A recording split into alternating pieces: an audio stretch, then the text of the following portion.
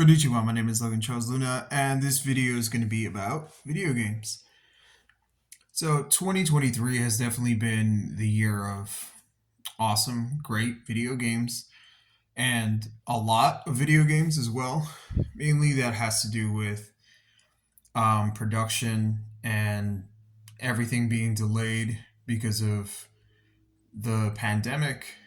And yeah, so there's also a lot of stuff around the industry, like a lot of problems from people in management, but mainly there's also the problem of just crunch.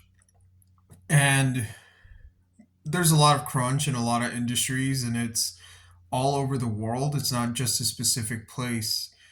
But yeah, it's just really bad that a lot of people have to go through crunch, not necessarily always because they're being taken advantage of by greedy companies, but mainly because they want to get things done. A lot of the release dates are solid, they're booked in.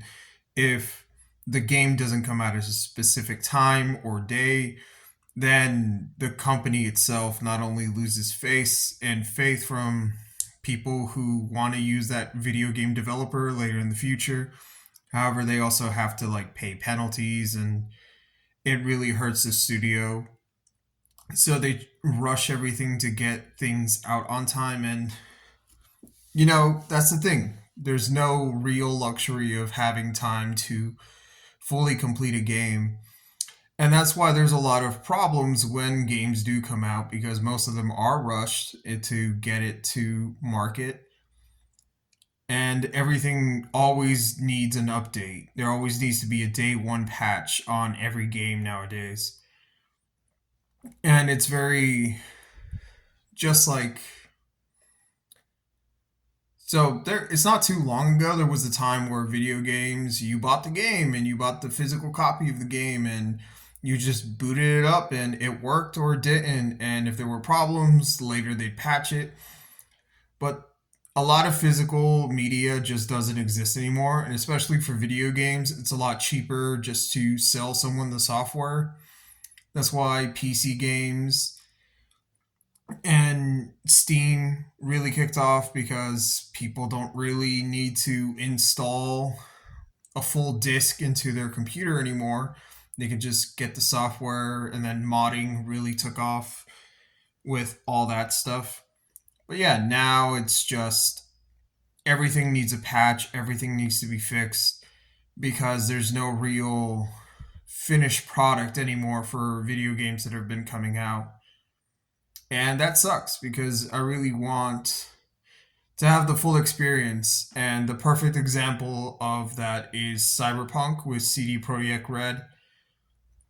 So Cyberpunk came out and it was a disaster, and it was very disappointing.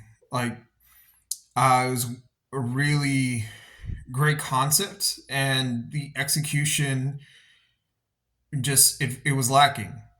And it's from a team that worked really hard on it, so just them having to deal with this massive failure, it must have been extremely heartbreaking. And then a lot of people took things to the extreme, and they started giving developers and people who worked on the game death threats, and that was ridiculous and uncalled for.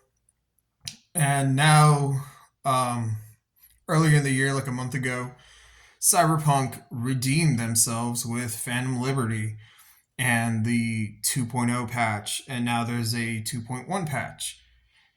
And yeah, it just sucks that, it took like what, 2, 3 years for this game to finally be finished. Like, on release, it wasn't finished. Patching it, it's still not finished. And now it's close to actually finally being finished. And yeah, so just to wrap things up with this video, 2023 has been a great year for video games, but it's definitely something that, people need to look at, because it's not just the video game industry. There's also problems with overworking and crunch in animation.